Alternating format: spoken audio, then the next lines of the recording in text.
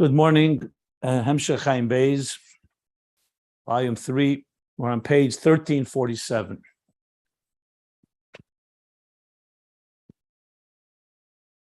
So in the last share, we concluded a long, close to over 400 pages of the Rebbe Rashab explaining essentially the purpose of existence, that we come into a dark world that is created through the tzimtzum, and the objective is for us is to connect to the divine, to the godliness that was concealed through the tzimtzum, but not just connect, but reconnect to the divine consciousness pre-tzimtzum. And the way to do that is through the transformation of the tzimtzum. Because since the very existence of an independent consciousness is predicated on the concealment, so how can you ever go back to a place that precedes the concealment? Because the divine energy before the tzimtzum was such that didn't allow room for existence. That was the operative question all the way in the beginning, in the middle of Ayin Beis, volume 2. And ultimately, the Rebbe Rashab explained that we cannot say that we're going to bypass the tzimtzum, that we're going to ignore it, we're going to override it, or surrender to it, but we have to transform it. Because the very purpose of the concealment was not to conceal, but to reveal. So really, the tzimtzum carries within it all the oir from before the tzimtzum. And the oir before the tzimtzum actually carries in it the goal that it would be carried through the tzimtzum into the recipient, just like a teacher when he conceals what he's going to is brilliance. The concealment itself is the purpose for it to reveal the brilliance, but he has to do it through the tzimtzum. So ultimately, we can't connect to these highest levels, and that's through the avodah we do by refining ourselves. When we refine our very beings, our yesh, our ego, we begin our lives with basically driven by self-interest. That's what a yesh is. That's what the tzimtzum created, an independent self that focuses on our own survival, on our own needs. But when we redirect, instead of the arrow facing inward, meaning me, and the yesh begins to become refined through avodah, a zichuch, that slowly refines it because it's directed toward others, toward love, toward giving, toward God, a life of service, that refines the yesh, which is essentially refining the tzimtzum within ourselves, the animal soul, and slowly we grow from being subjective, self-interest created creatures. We become more mature in our development as we become more focused to transcendence rather than survival. And that transcendence grows and grows. We learned a lot, especially in volume 3, about mutva, murgish, and muskal, that we grow first from behavioral to emotional to cognitive, ultimately where our entire subjective emotions all get consumed by a higher reality, that our love for God becomes greater than our love for ourselves. Or to better put, we discover that the deepest love of yourself is when you love God, when you love something greater than yourself. And that elevates you as well. That's the transformation of the tzimtzum from within, from the bottom up, which is a very central point in Ayin Beis in general, going back even to the end of volume 1, when he spoke about Arimimcha Lekai HaMelech, the two interpretations. One is Arimimcha Lekai HaMelech, that we elevate. Lekai HaMelech is the divine within existence, meaning the divine that we relate to, Mamala Kalam, and Eir HaGvul. And Arimimcha refers to Remus Keser. We're elevating the divine within existence, Mamala Kalam, into Keser, to transcendence, to Sev Kalam, and all the way to the Etzem. That's from the bottom up. That's through davening. That's through prayer. You'll soon see why I'm going there shortly in the context of what we're learning now. And from prayer, there's also the Arim Chalakei HaMelech Mamaylo Lamata through Torah. Torah was given to us by God. Tefillah, we initiate davening. When you're in need, you cry out to heaven. It comes from the bottom up. It's like a ladder, Sulam Mutzavatza, a ladder that stands on the ground, V'reisha Magia Shemaima, and it goes up into heaven. That's what prayer is. a yesh below, reaching to its creator, to the ayin above. Torah is the other way around, from ayin to yesh. Because Torah comes from Chochmas Shel Kodesh Baruch Hu, and he gave it to us matan Torah as a gift. It's a momayl lamata. We did not initiate. We made a keli for it. Yetzias Mitzrayim and many things that we did to receive Torah, but at the end of the day, Torah is God giving us his mandate, his blueprint, his chem de gnuza, his precious hidden treasure. Chachmasei, his wisdom and his will, and shashuim lefonav, his deepest internal desires in the Torah, and he gives us the Torah. So the Torah is mimcha, the Reimamus from above, Elokayamel goes downward into the divine within existence and all the way within to our existence. And these two methods, from the bottom up, Mamata Lamaila, and Mamayla Lamata Tefillah, and Mamayla Lamata through Torah, joined together to create a full symbiotic union and fusion. We have the best of both in the context of the interface of Ayin Beis, which is what? The interface between the divine and existence. So Mamata Lamaila is much more internalized, pnimi, within us. Mamayla Lamata is more reflective of the divine Giluyim. And you want the best of both. And that's where you have, both are represented. And they're joined together, which is essentially summing up here really hundreds and hundreds of pages that we learned in Ayin Beis. Now, in the Pasuk, this is all referred to in the Pasuk, Vaschanan, which we read in Shabbos Nachmu. It says, the Paschanan, the Pasuk goes, V'yadaita ayim v'hashavesa levavecha, ki havayu elikim, b'shamayim mimal v'ha'ortz mitachas, einoid. So briefly, he explained and dissected every letter and every word of this verse. V'yadaita ayim means that you shall know, meaning your mind, your cognitive mind, this is your avodah, to become aware of what? Of godliness.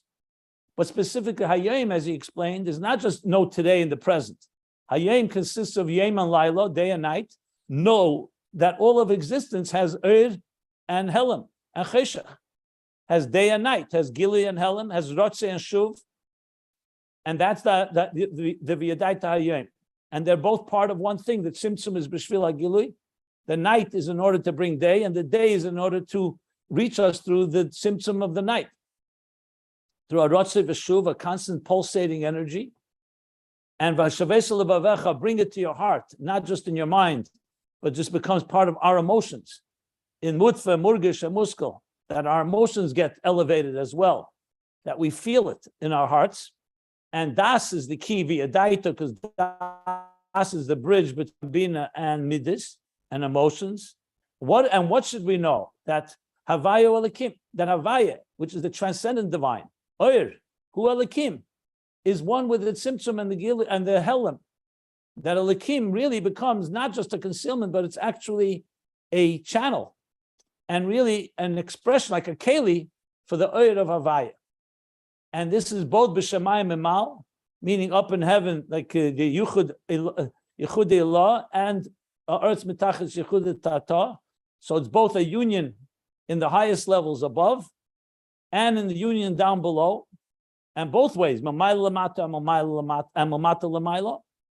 And then in volume 3, the Rebbe Rashab added, and that's the Yichud of the two, the Yichud of, if you recall, the Ayin of the Yesh Amiti and the Ayin of the Yesh Nivra. And then in volume 3, the Rebbe Rashab said, and now let's understand what is Ein Oid. So the beginning of this volume, page, literally from page 1, from the first page of this volume, page 1207, he said, what is Ein Oid? Ein Oid is a deeper level of union, not just that Elikim, that the Tzimtzum is manifesting the Ur, is channeling the Ur before the Tzimtzum, and the Tzimtzum is a keli to the Ur, and the Ur and the Tzimtzum work together, but that Elikim itself, with the force that created the Tzimtzum, the force that created Kalim, that created darkness, that created Gvura, that itself is also divine. In the words of the Rebbe Rashab, right in the beginning of this volume, just to read the exact language, which he's repeated many times, that not only that not just the Chiba Beza Madregas, that the Shem Havaya, the Shem Elikim Yeh Gilu Shem Havaya Bebeis Madregas Hanal, that Shem Elikim will be the Gilu Shem Havaya, but more than that, Shem Elikim Atzmei not Havaya Elikim, not that the Oyer will permeate the darkness, but rather Shem Elikim Atzmei, the Shem Elikim should bechinas Helam, Yeh bechinas Gili. Because the Helam will reveal the divine conceal, the core Helam Atzmi, Laila Kayem Yoyed, that the night itself will radiate, not with the sunlight, but the night itself has its own power coming from the force of the divine to conceal, to create darkness, as he explains right at page 1207, and continues to explain later. And on page 1345, which we learned a few days ago, he brought it back. I'm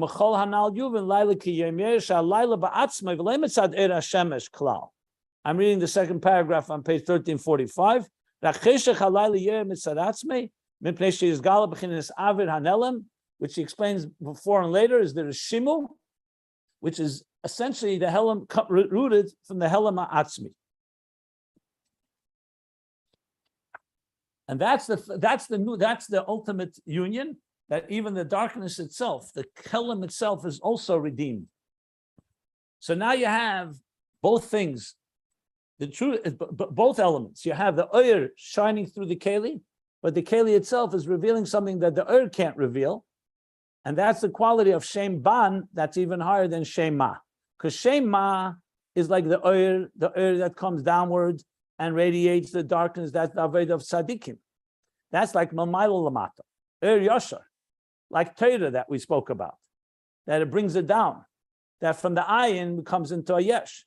And the tzaddik also has the quality of ban, of tshuva, because the Mashiach the Mashiach will be the etzem of Shema will be revealed. So then the tzaddik will also feel the inadequacy, but it will come from closeness. The closer he gets to God, the more he feels the lack, and that will cause a deep level of tshuva. But it's still a tshuva from the perspective of oyer. Then comes the second is the Baal Tshuva, which is coming from darkness, from the distress of distance, where he does not feel godliness at all. That distress is within it is embedded the Helam Ha'atzmi, but this is coming from the bottom up, because he doesn't feel that Helam Ha'atzmi. It's a koyach nelam. It's completely concealed. So it's coming from within him. So the darkness is being transformed from within the darkness, not through Eir, not Havaya Elikim, but Ein Oid. That's the Baal Tshuva. So essentially, these two things are actually the second and third levels of sweetening Gvura, because there's a level that precedes that, where you sweeten the cheshach, where you illuminate the darkness, and you sweeten the bitter, and the Gvura gets sweetened by the chesed, but it doesn't get transformed. That's a level lower than a tzaddik. That's like a Beinani or a tzaddik she'eino gomer, where there's still a battle. There you have darkness, and the Havayu Elikim, in the sense where the Havaya is radiating in Elikim, but Elikim has not been transformed yet.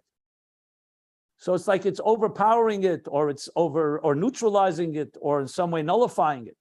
Then comes the second level of sweetening the bitter, that you're using the Eitz HaChaim. The branch is the tree of life, which is a fundamental level of Oyer, in a very high level of Shem Ma Be'etzem, and that has the power to transform the darkness. Not just illuminate, but transform it. Like he said clearly, he says it transforms it in a real way. I just want to use the exact version that he used. He said when he transforms the darkness. However, he says,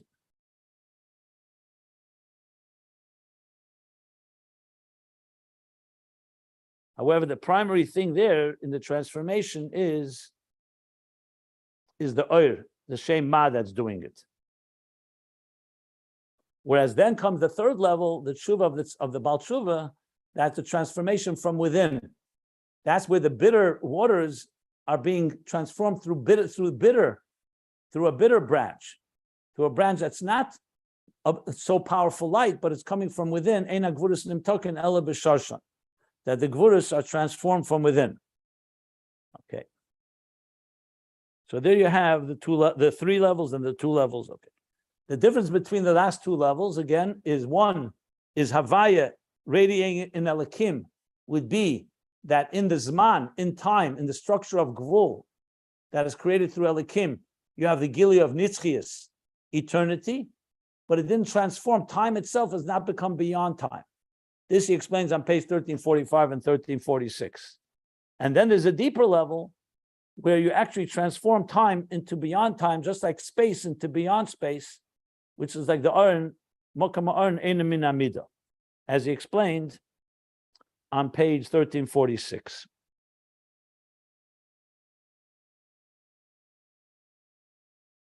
So again, one is coming from Oir and one is coming from Cheshach. And when it's coming from Cheshach, is the Shmaya Atzmi, it's the highest level of Vaya. Okay. Now this is also the three expressions in the pasuk that we say at the end of the Haftarah of Rosh Hashanah, the first day of Rosh Hashanah. Havaya Yechatu Merivav, that the enemies of God will be shattered. Havaya. Then V'Yitan Eiz L'Malkei, and he will give strength to the Melech, to his king. V'Yorim Kerem Mashiach, and will live the etzem and the essence of Mashiach. So he explained the three. Havaya Yechatu Merivav is the first level. There, you're shattering the enemy, you're dispelling, you're pushing away the darkness. In the second one, you're transforming it, but it's still a transformation coming from Oir, from Zoh, from Shema. And the third, V'Yorim Kerem Mashiach, is revealing in Malchus its very essential connection to the Helam Ha'atzmi, Kerem Mashiach, Remus Ha'atzmus, the Ein Sof, which, of course, Remus reminds us of the word Aramimcha, L'Kai HaMelech, the highest level of Remus, the third level, the highest level of transformation. So it's really three levels of Havaya. Havaya de La'ela, Havaya that's higher than Havaya de La'ela, and then the Shmaya Atzmi that's completely beyond any type of revelation altogether. Okay. And that's the Gili of the Rishimu, of the Helam Ha'atzmi in the Rishimu. Now, just as a tzaddik has ban in him, he has tshuva, the Baal Tshuva also has ma, has also Gili, like he explained on page 1342, he said that he has, number one, he has the neshama lekis, that where the tshuva is coming from, he's actually, divine soul is doing tshuva. He's now committing to Torah mitzvahs, and the Shema is also grounding his tshuva that he should not become consumed and dissolved in the divine energy, but he should be grounded and continue to, not like Rabbi Elazar ben Dadai, who died after he did tshuva, but he should be grounded in the neshama beguf. This is explained on page 1344. 1344. So bottom line is that you have now both elements, mamayla mata, mamata lamaila, and each one has the other one in it, because the yesh, the ayin is coming down into the yesh, that's a tzaddik coming down. The Baal Tshuva, the yesh is also going up into the ayin. So you have a combination of both a top down and a bottom up. And they join together, like he said clearly, they join together, Yichud Shem Ban, both above and below. So you have everything here. Havayu Elikim, Maila and Lamata, and ultimately Einoid, which is that the very Elikim, the very Helam itself, also connects to its core essence. Okay. That's a summary of what we learned. I want to go back. I'm going to start again from the middle of the page on page 1347. Even though we learned it on Friday, I said I would go over it again. But before I do, I just want to give one more introduction that's critical to understand the connection to the last 500 pages, because what we're going to learn now is literally taking us back to page 896. We're now on page 1347, 896. So it's quite a journey. As I said, it's what we say, it's 400 and how many pages? 347.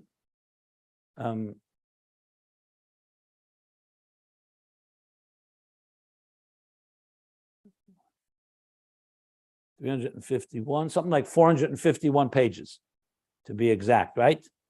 896 to 1347. Yeah. So over 450 pages. So it's critical to really, I want to spell out exactly the connection to what began the discussion. That's why I mentioned Torah and Tefillah, because that's now coming into play big time as the Rebbe Rashab now is tying it all together. So I want to say a few things here before we learn inside. As I said, the back in volume 2, he explained what I said before, the quality of Torah and Tefillah, each one has a milah that the other doesn't have. This takes us back all the way. If you want to look it up,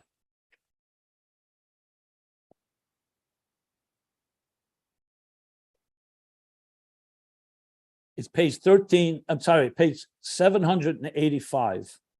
He says, Hine ba'avei de beizein yanim de momayla lamata momatla mayla hu inyan tefillah v'teira. So there he explains in the Miketz Maimer, again, long way back, page 785, chapter 381. There were still chapters then. So he explained the quality of each one, tefillah and teira. And this is really critical to understanding Ayin Beis well, especially what we've been learning here.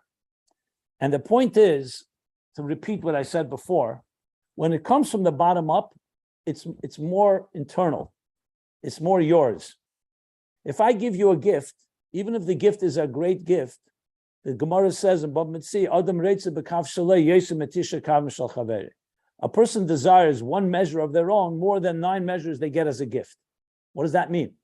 You can do a lot more with $9 million than with $1 million. However, you also blow it quicker because it's given to you as a gift. Didn't become yours. The 1 million or the one measure that you earned on your own is internal. That's Aveda Primis. So it may not be in firepower, it may be a lower level of Gilui, but qualitatively, it's internalized, it's integrated. On the other hand, the Maila Lamata has the Maila that is giving us a revelation from a place that's above us and beyond us. So of course, you'd want to have the best of both worlds. You'd like to have a revelation that's beyond us, and that should be internalized. And that's exactly the point of Ayin Beis. And all of Chassidus, really. The joining of two things. Because you could say, you know what, you'll get a divine revelation, but since you're like a child, you'll get it on your terms. A teacher will teach you ideas, but since you're on a lower level than the teacher, you'll get it, it'll become yours, you'll own it, you'll fully integrate it, but you're never going to experience the highest levels of the teacher's mind. That's not the goal. On the other hand, to say you'll experience the teacher's mind, but it won't be internalized, it won't be yours. In other words, you'll be in awe of it, or you'll have a taste of it, but you'll never really own it, is also not the goal. The goal is, we spoke about interface, a total fusion and union, a marriage. It's a marriage. A marriage means total union, which means that it's both on the end, it both reflects God's greatest level, highest Giluyim, as well as being internalized within us. So that's what Torah does, gives us a taste from something, another reality. Tefillah, it makes it internal.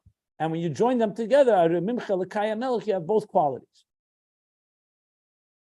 But at the end of the day, you can't do both at the same time. That's the end of the story. L'asad lave, you'll have the total fusion. As it stands before that, in Avodas Ha'adam, you have to begin somewhere.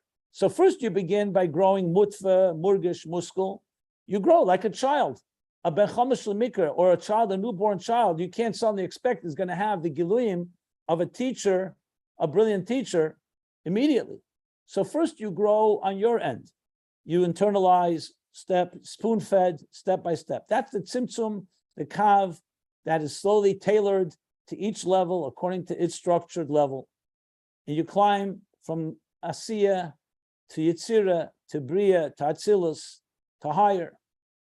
As you go higher, you're beginning to, you slowly are experiencing higher levels, and each level you internalize that higher level, and then you climb even higher, like climbing a mountain.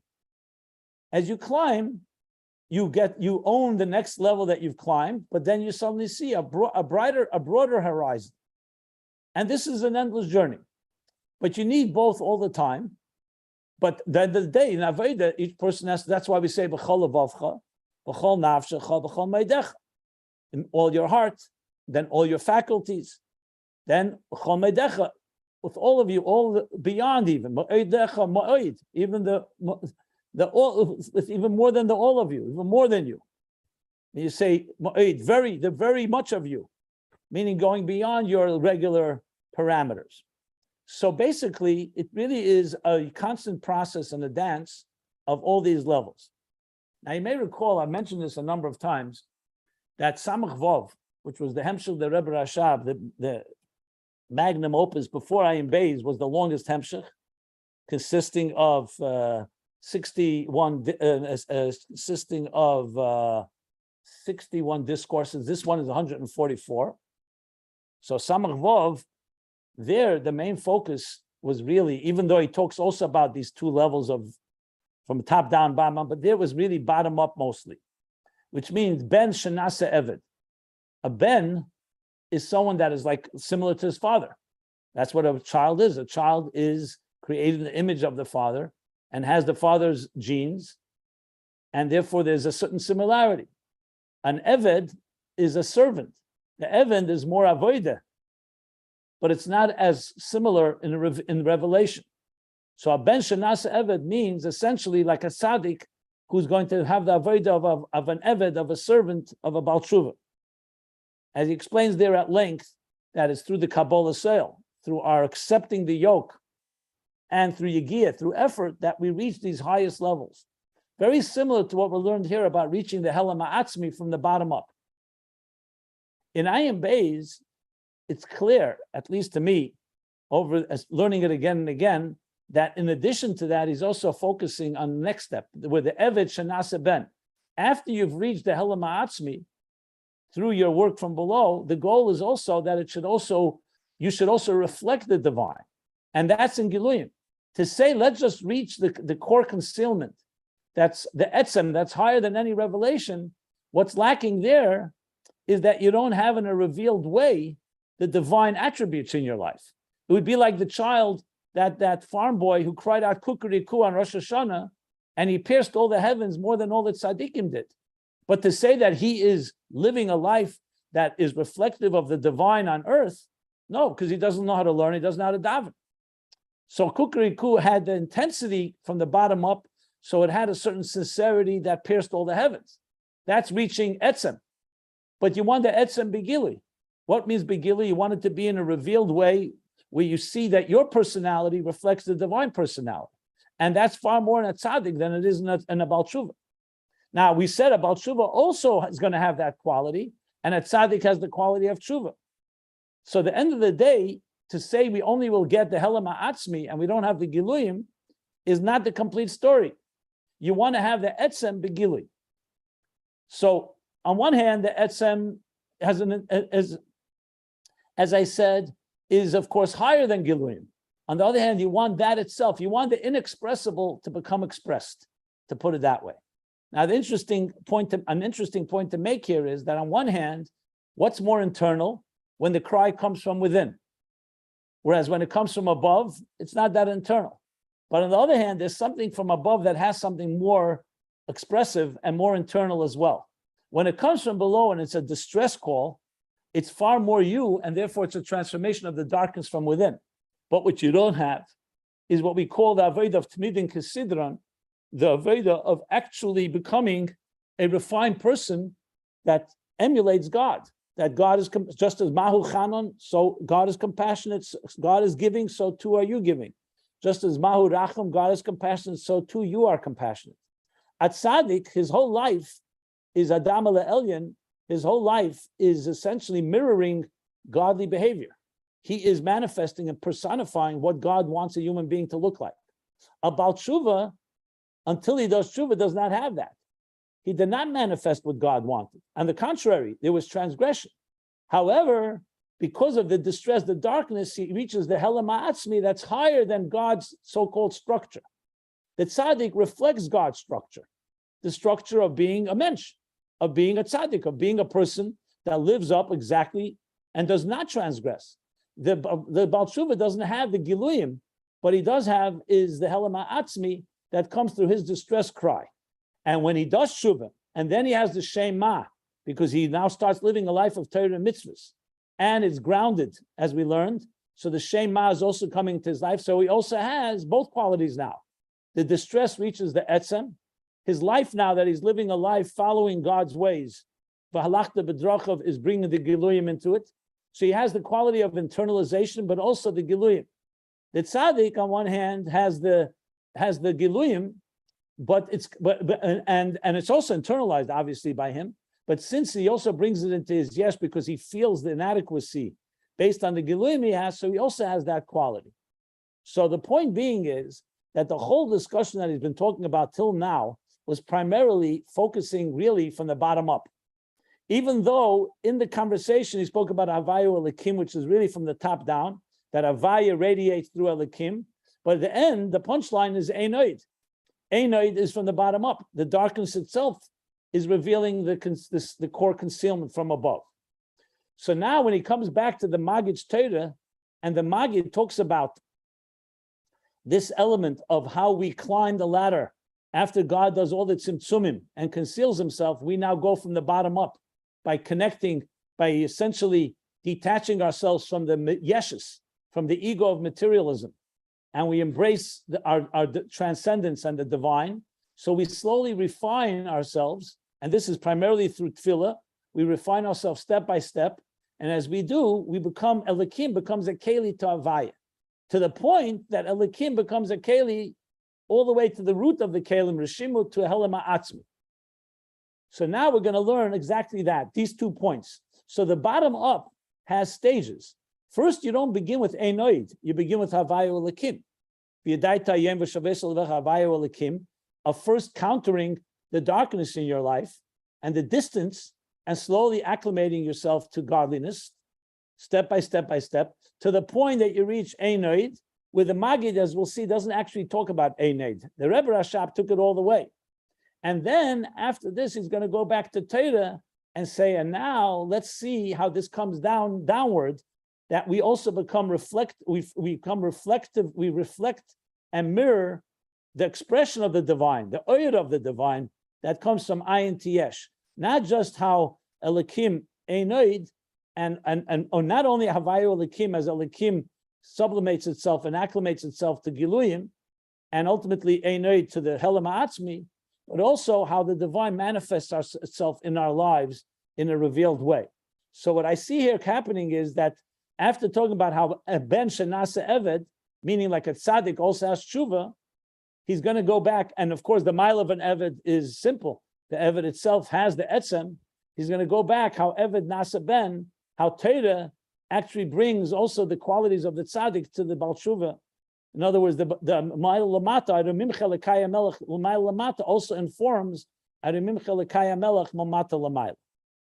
Anyway, I hope you're able to follow all this. This is a pretty in-depth summary of some of the central themes that we've been learning over the hundreds of pages. If you've learned those pages, I think you'll appreciate probably more what I've said. But even if not, I tried to explain it even if for someone who hasn't learned it, in order to set the stage. Because as I said, he's going now back to the Maggid, so we really have to go back literally 450 pages, which is what I obviously did in this review and summary. So I will stop if somebody wants to ask me something, but we will learn it inside now, and you'll see how it comes alive in the actual text. I know that was a mouthful, yeah.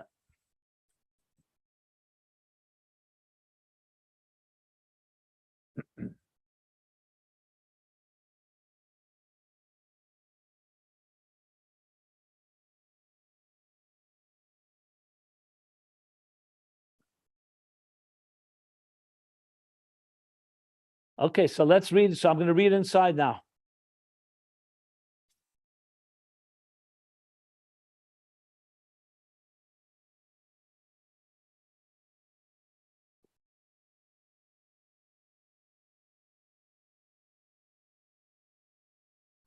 Just 1 second, please.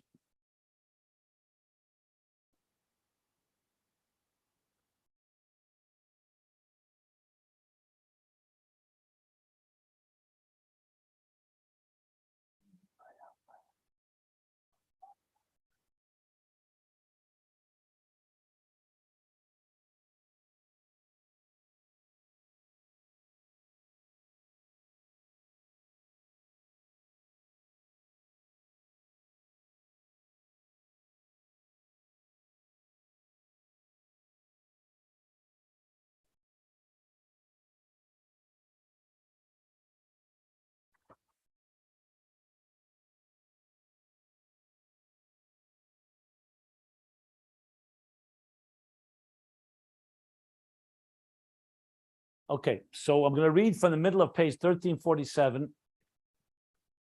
The pages can be found if you want to follow the text online at ayinbeis.com. So he says like this. So b'chol hanal yuvan, and with all the above will be understood. Imre kedesh hamaggid nishmasei eden. The holy words of the Maggid be'inyan onon ve'esh mislakachas. So this is talking now, going back literally to page 896. If you have volume 2, you can look at it there, 896.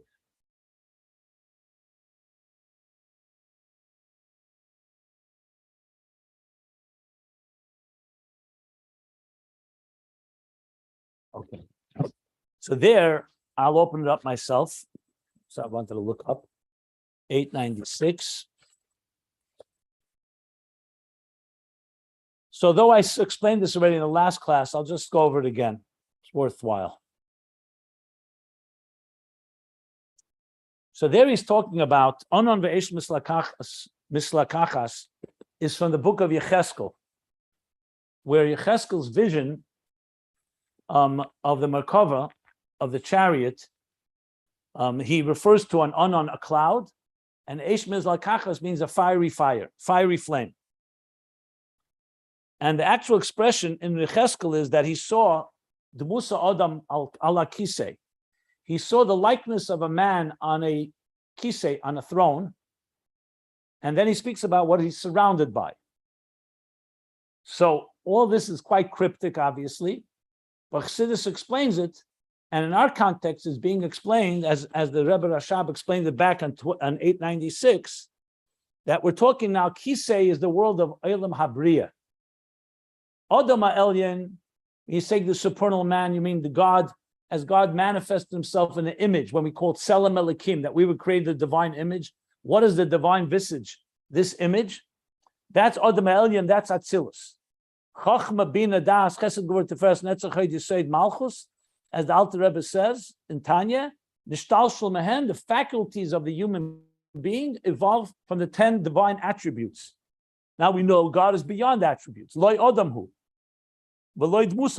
He's not man and he's not in the likeness of man. But he chose to manifest what we call the Eir HaGvul, first starting with the 10 hidden spheres where he envisioned existence, and then he chose to manifest through these attributes. So it's Chachmasei Shel HaKadosh Baruch Hu. Chakim v'loi b'chachmi yediyah, however. He's wise, but not knowable wisdom. He's a chesed, but not chesed as we relate to us. But there is something that's manifest in structure. Kisei, when you say Adam ala Kisei, you're referring to how this divine image or the divine structure of Atzilus is manifesting in Biy'a ala Kisei Olam HaKrusaya, the world of the throne. That is Biy'a. So now Atzilus and Biy'a are very different. Even though Biy'a is the world beneath Atzilus, and it draws from the 10 spheres of Atzilus, of the divine attribute, but it's no longer Iyu v'chayu echad, Iyu v'gamu echad. No longer are the attributes pure divine. They now have their own sense of self. It's still aligned with godliness, but it's not purely seamless, as it is in Atzilus. That's why Atzilus is Elam HaAchdus. Biy'a, there's a parsa, there's a partition that separates between Atzilus and Biy'a. So the spheres of Chachma of Atzilus, as it manifests after Malchus of Atzilus, through the parsa, the partition into Chachma of Biy'a, now the Chachma has taken on some substance. Not physical substance, identity substance. It has identity. In Yetzirah will be even a lower level, and Nasi even lower, all the way to Chachma in this world. So now we're talking about after the Parsa, and in microcosm, Biy'a, after the Parsa of Atzilus, is the similar to Ach and Biy'a, the Klolos, in macrocosm, that follows the Tzimtzum Arishin. After Atzilus, the Klolos, in macrocosm, Atzilus is the Ur before the Tzimtzum. So the macrocosm, microcosm is very vital here as well to understand. So bottom line is, what happens now after the Parsa or after the Tzimtzum? Now we're talking about a reality that is already no longer Elikus b'pshitus and Elam is b'schachus. It's not that Elikus is the given and there's no world yet because the world cannot stand before Tzimtzum, or Atzilus is the divine. Now we're talking about after the Parsa. So there's a concealment. Since there's a concealment, can Biy'a ever reach the level of Atzilus? Now, you may recall that this question was actually asked specifically earlier in volume 3 about Gan Eden. Since Gan Eden is in Biy'a, how could it access the Ziva Shechina as it is not Atzilus? And he said that's through Avodah. That's what Avodah does. Because Avodah transforms the Parsa. It transforms the Tzimtzum. The Parsa is a microcosm, the Tzimtzum is a macrocosm. It transforms the concealment, and you see through it, and you can ultimately, Elokim can reveal Havaya. And that's what the Maggid says in different words, that he's going to speak the Onan and the Eish Mislakachas are what he sees, the Odam on the Kisei. Now the Kisei is concealed. Kisei also comes from the word Mechusa, concealment, not just throne. And yet, through the darkness, we can climb through our Avodah, through davening, step by step, till we get to become a flaming fire. That's what he's going to explain now, what the Maggid says, in the context of what we're discussing. So he says, Onan ve'esh musakachas. So we'll now understand the words that the Maggid said. So back on page 896, he explained this thing with the parsa that I just described.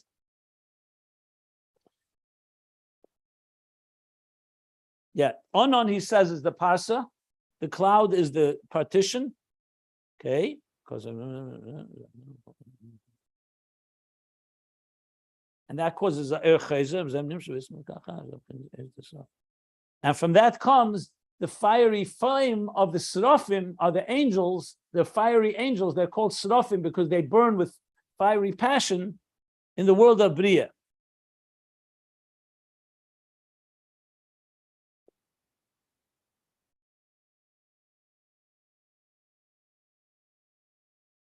Biy'a.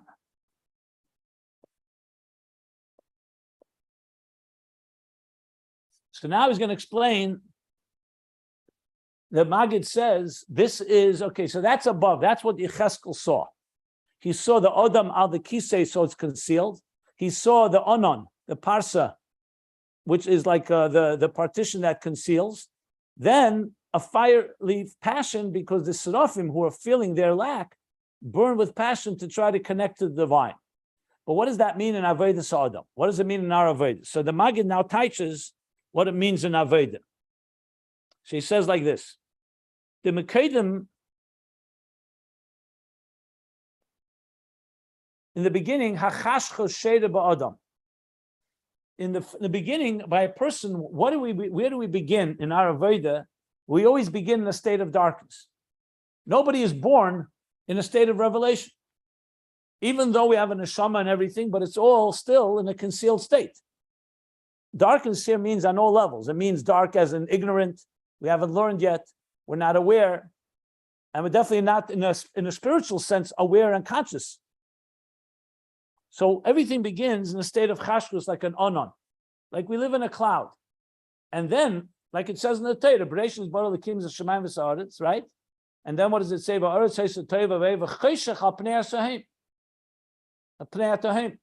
We learned about this when we spoke about dark matter and the darkness of the universe, that the natural state of the universe is concealment. It's then, there's the Spirit of God, and then, so the world is created first as dark.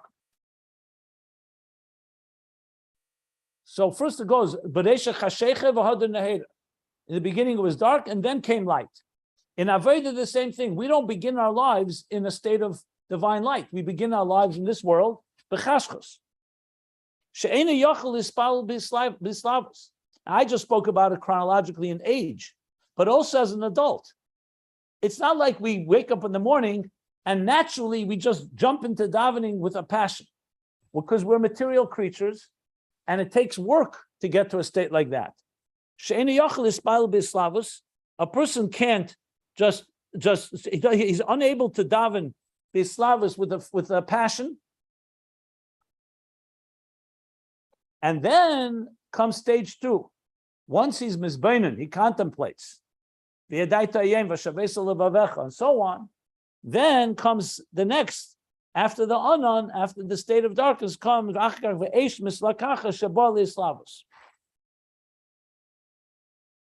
he comes to a state of passion. And the Rebbe Rashab is now going to explain Why? Liyes, because the Eifan Amshachas Ha'er, who are Yedei, Tzimtzum, because the way Eir is transmitted into existence is through a Tzimtzum. Ayidei Tzimtzum Shubchinas Silika Eir Umiyata Eir. First comes a concealment. That is the removal of light and the diminishment of light, of revelation. Sheba b'chinas islapshus, b'tchilas v'reishis hamshachase. This light is not apparent immediately. It comes in a form of manifests in a garment, in the beginning, and the root, and b'tchil in the beginning, and at the top of its hamshach. And what does that mean specifically? That tzimtzum b'nekudas harishimus hamisalam ha'er.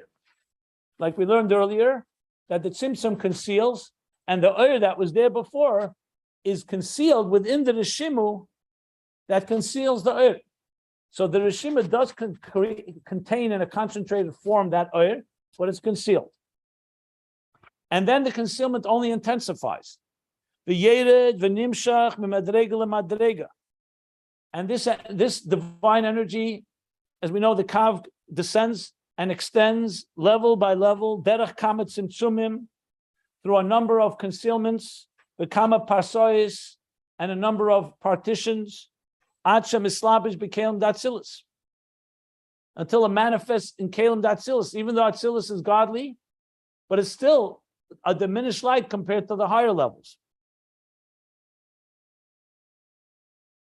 And how do the kelim of Atzilus contain this energy? The kelim datzilis, teifsim esa'er, they grasp, they contain this energy, not the way it's in its purest form, in its root, in its core.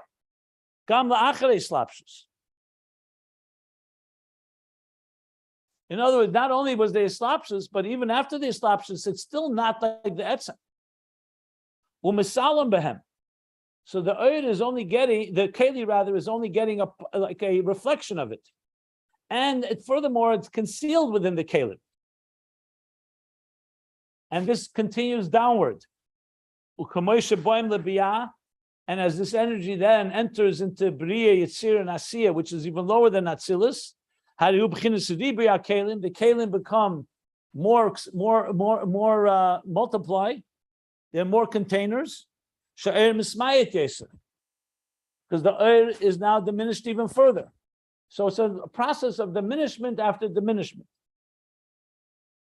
The loirak miyut levad, and it's not just a diminishment, because diminishment can be quantitative.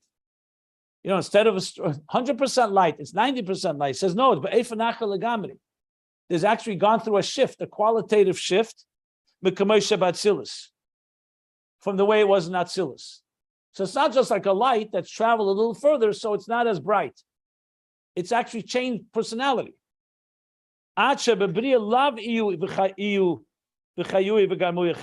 point that in Biy'a, you can't say that he and his energies and he as his containers are one.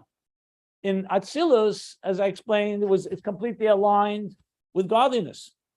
It's taka chochma bina das, so it's lower than higher levels than Atzilus, but the chochma bina das are completely dedicated and aligned to godliness, period. Like the others, Heinen and Markova, 24/7, they're just manifesting what God wants. In Biy'a, the light has become diminished that you can no longer say it's a completely aligned. You could say, I should correct myself, you could say it's aligned, but it's with work. And it's a separate identity that's connecting. Like bitl hayesh, not bitl b'mitzias, sometimes the expression. The koyab chinas hakelim datzilis k'may she'en b'Biy'a.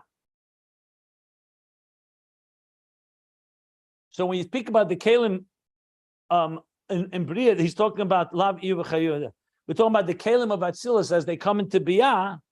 They are not iyu v'chayu. The kelim in Atzilus are completely one with godliness. But the way the kelim of Atzilus come into Biy'a, they are not that way. Commission is bar le'el, as he explained earlier. And I often give the example of the difference between the Alter Rebbe and Rab Hillel Parasha. The Alter Rebbe would fall asleep, whatever sleep he fell, but he would fall asleep Friday afternoon. Why? Because Lamaila and Ruchnius in the higher worlds, before Shabbos, there's a thing called Durmita de Zah. The level of Midas, Zah Atzilus, goes into a state of slumber, like a down state, a concealed state. So since the Alter Rebbe was aligned with that, he would fall asleep automatically. Rab Hillel didn't fall asleep automatically. He would go take a nap because he knew what it says in Kabbalah, that that's a time of rest. So he went to take rest. That's the difference in Atzilus and Biy'a. Atzilus, it's a natural. You're aligned completely. It's like, just like your body knows when you're hungry, no one has to tell you.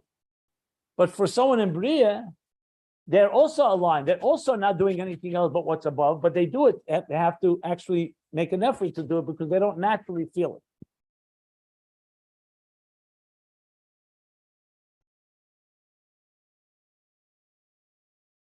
Okay, we're going to continue further, but I just want to stop because I'm covering a lot of ground here. Anybody want to ask anything so far, what we've learned?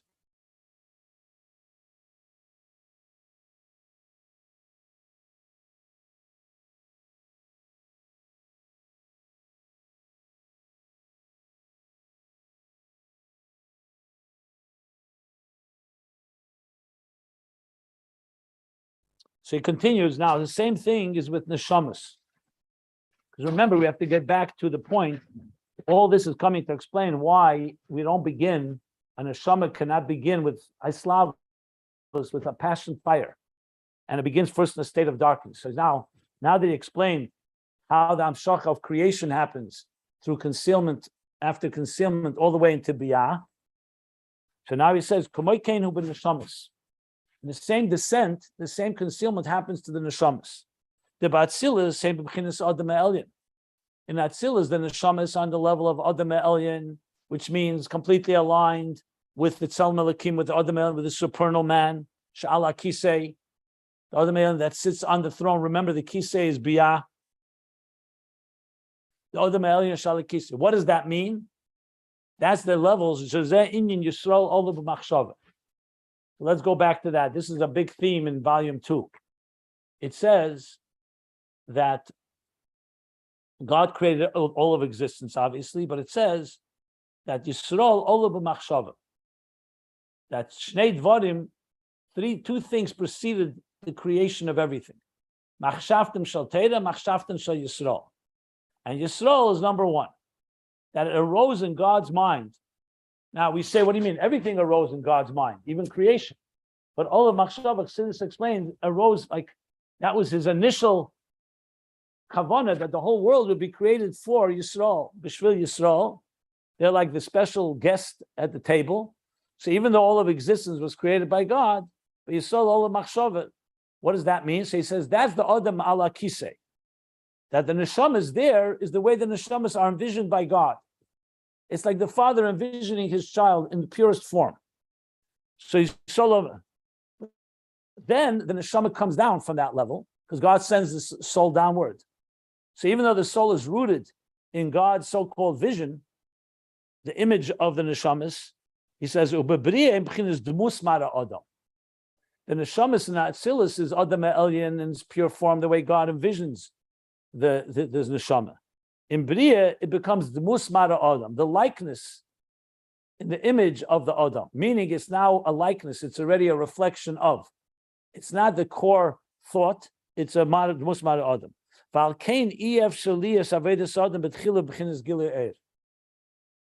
And that's why it's not possible for a person, for the work of a person, the aved of a person in the beginning to be Gile'er, because the neshama has gone through concealment here. The neshama doesn't have the capacity. This is not due to the Yetzer Hara. In page 896, he made it clear.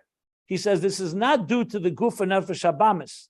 Ki im keinu b'seder abriya b'savas neshamas de Biy'a she efshal liyas tchilas aveda b'slavus.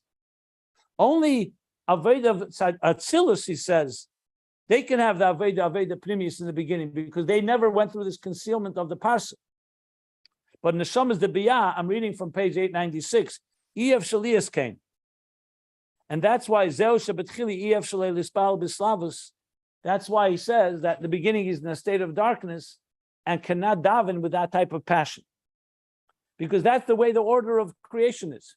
God created a state that we are in a state of darkness. We don't begin right away connected. We need to work on connecting ourselves. This is indeed his work, the person's work. This is indeed our work, to remove the concealments and the coverings. Remember, transform, remove the coverings and transform the tzimtzum. And through that will be Gilead. In other words, this concealment that we are not aware of the divine in the full sense of the word, that we need to work on. And we work on that through our cognitive and emotional faculties, through contemplating and through working, and then we become more aware of the divine, and therefore we remove the concealment till the point that we can transform it. And in order and the ideas through this reveal the light, reveal the divine light. This is called Avedis HaBirurim. Spoke about Avedis HaBirurim. Birur means to clarify, to separate, but also to refine, which means to take a world which on its own, the sparks are concealed in a dark state. Remember, I referred us all to that page where the Rebbe Rashab explained it in detail. On page 1307, he explained, because we live in a world where the divine within it is concealed. So Birurim is separating the klippa, the fruit, from the shell. This way, all of existence is, all of the divine energy is concealed in the shells, in the outer surface of material world, of the material world. So when you look around, you see a tree, you see birds, you see your hands, you see physical objects. You need to work on discover the divine energy within it. That's called Avedis HaBirurim. Separating. Shezet Tachlis Avedis HaAdam. This is the purpose of man's service in this world. Levader, to separate or clarify, ulezachech, and to refine nafshe, his very spirit, his being, his consciousness, his psyche, ulevader kol advarim shebe'elam, and not just that he should be aware, but also to create this clarity and separation and clarity in all the things in the world around him. And how do you do that? By instead of eating just for your own indulgence, or doing work for your own needs, or every other activity just for its own an end in itself, but to reveal in them that they should all be directed to the divine intention for which they were created. That you eat the food in order to become stronger, so you can do a mitzvah, you can do a good deed and be kind to somebody. And the same thing with all other activities. Through this Avedis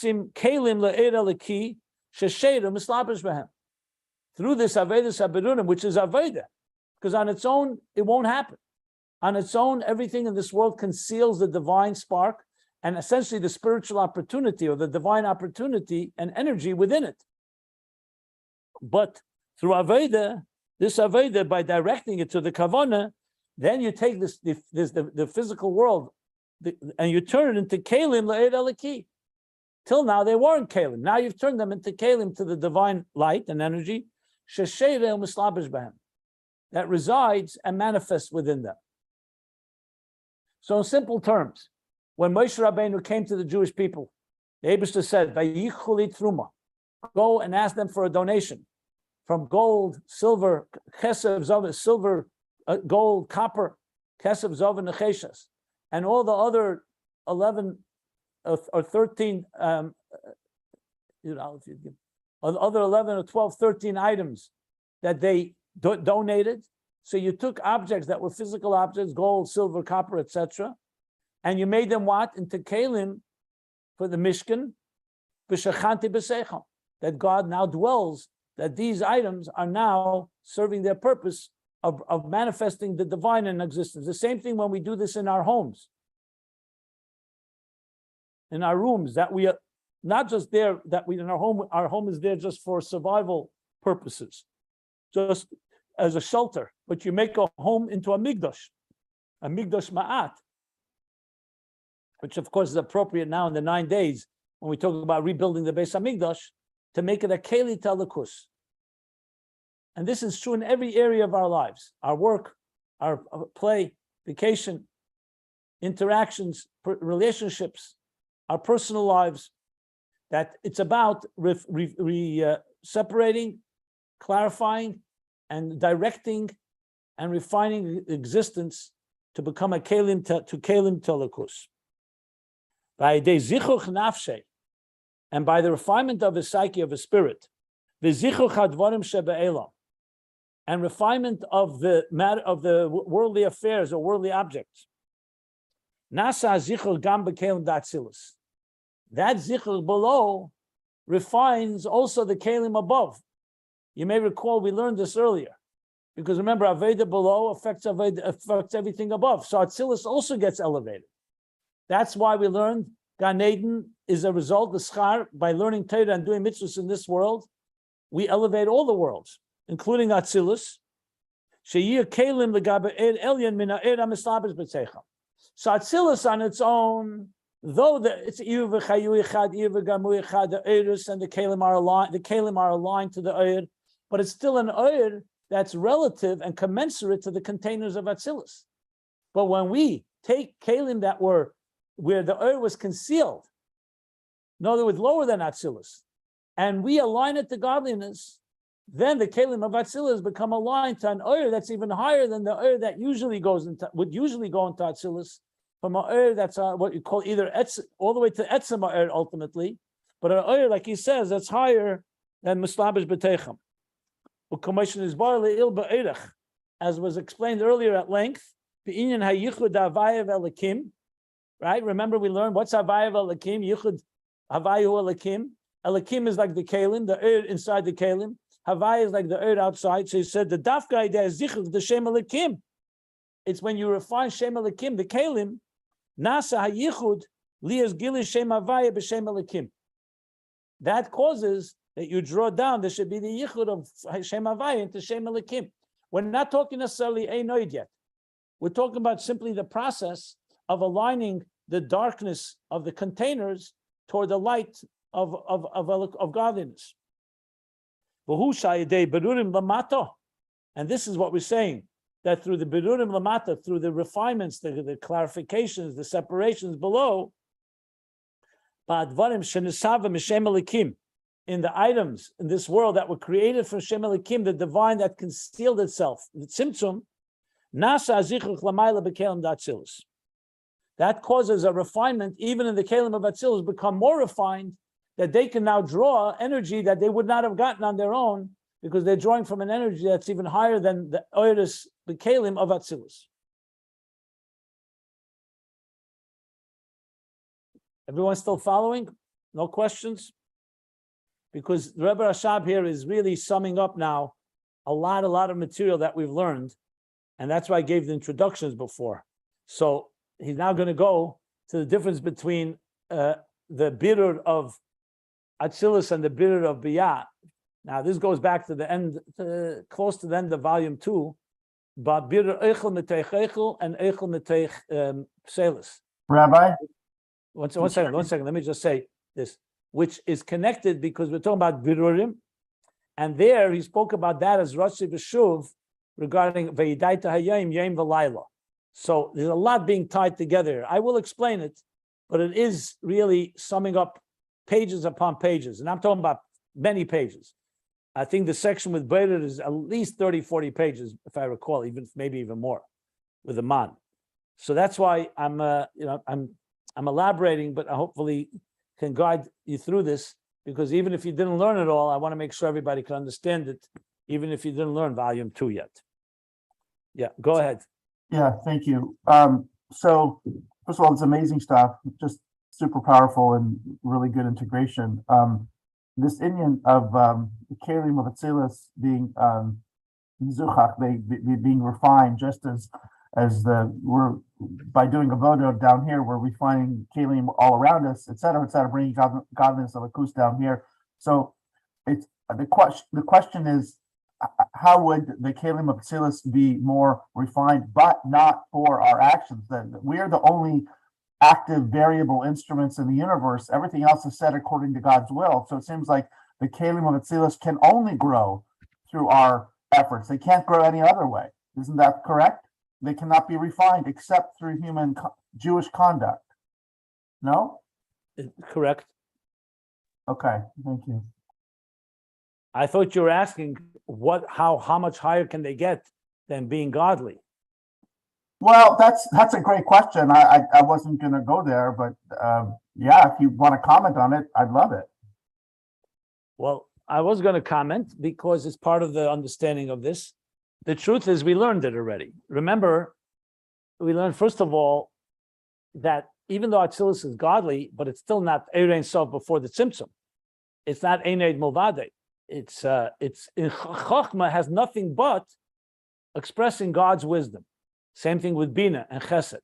So the fact that they now can also, through our Aveda, these Kalim expand and get more refined, they can experience the Ein Areich of godliness that's higher than Chochmah and higher than Bina, like experiencing Kesed, experiencing Ratzon. So it's a higher level of Bittul.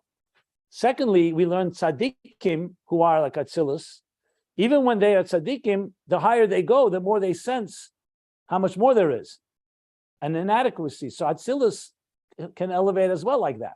That now that it's getting a deeper level of awareness through our Aveda below, it also suddenly senses, 1 second, maybe, I won't call it like a sinner, like he said, but definitely a certain inadequacy compared to the Oir that's higher than it. The words he used earlier. The closer you get, the more you realize that it's all distant from the Amitasi Yisbarach, from God's true truth. At the end of the day, Atzilus is nothing but godliness. But godliness is a lot more than Atzilus is, essentially. Yeah, amazing. Really fits. Everything's fitting into place. Yeah. That's the beauty here. And it needs a lot of explanation because the Rebbe Rashab is not spelling it all out.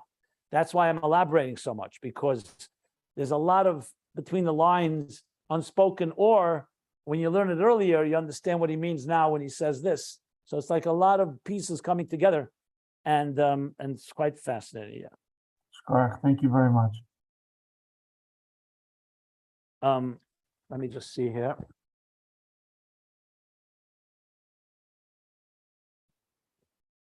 Okay, the next section is a summary of, like I said, let me see here.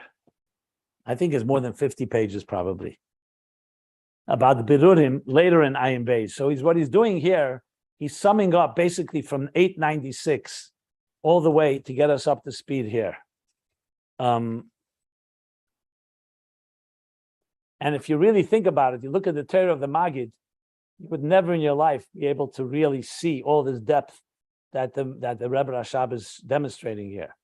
I always had a theory that Ayin Beis, the Rebbe Rashab, among all the other contributions, was also showing us how Chassidus Chabad is so much based on the Maggid and the Baal Shem Tov, and at the same time, you see how concentrated their words are. Literally, we're talking about a Maggid's Torah that's not more than 15 lines. I'm not exaggerating. 15 lines, and the Rebbe Rashab used over 550 pages to explain it. And when he, not just to explain the lines, he's explaining the whole depth of it. Like just this very fact to say that we begin a state of darkness before we get to light, and it's a nice statement. It's very easy to say it and move on. But after you understand Tzimtzum, and you understand the difference in tzaddikim and Baalei Tshuva and the concealments and everything, it takes on a whole different dimension, the Maggid's Torah. So the next section, which I'm wondering whether I should just stop here because it's going to be just a little overwhelming, is going to talk about the Birurim below and the Birurim in Atzilus, like the difference between weekdays and Shabbos, which was discussed, as I said, close to the end of volume 2. But it's all part of this discussion. And he's leading us all the way to the end of the parentheses. Yeah. So he says, I'm just thinking, I believe I'm going to stop here because the next section needs a little more elaboration, more than just a few minutes, just a few lines. But we're going to continue now. Just for the lay of the land, this will continue till the end of the paragraph on next page, 1348. You'll see the end of the paragraph. That's the end of the paragraph that goes back 452 pages. So even though we've gone back to the Maggid, but we're still in the parentheses that began 452 pages ago, or 451. Yeah. Well, we're coming to the end of this whole section. That's why I brought it all together. So I'm going to stop here, close to the bottom of page 1347, and open it up if anybody who has any other questions, comments, please.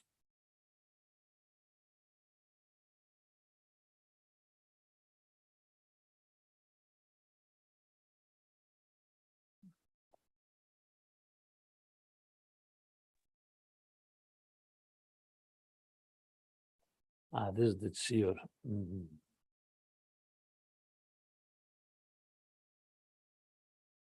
No questions? Okay. So I'll stop the recording close to the bottom of page 13.